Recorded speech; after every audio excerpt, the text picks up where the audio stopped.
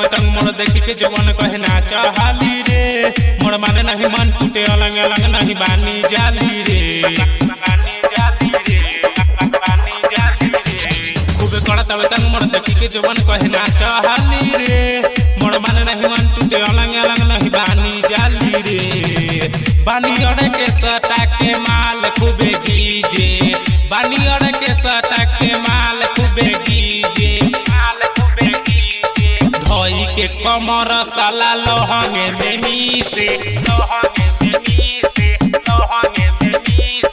धोई के कमर साला लोहंगे में मीसे डीजे कंचन राज हाजीपुर वैशाली साता पगोनी गोरी गमादी बारात में छोरा सब गीजे लागल धके हमरा रात में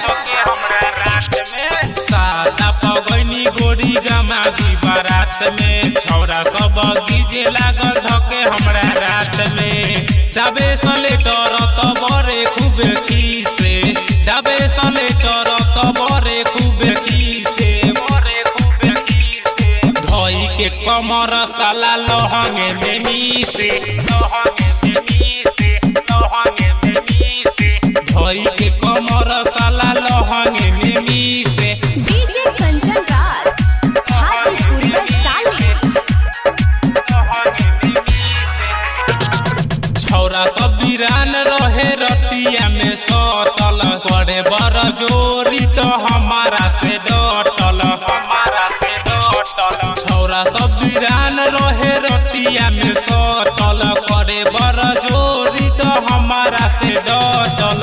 सोनू सरगम हो जवानी मोर चिन्ही के सोनू सरगम हो जवानी मोर चिन्ही के धोई के कमर साला लोहंगे में मीसे धोई के कमर साला लोहंगे में मीसे रिकॉर्डिंग बाय मोरिया स्टूडियो सुपना बाजार।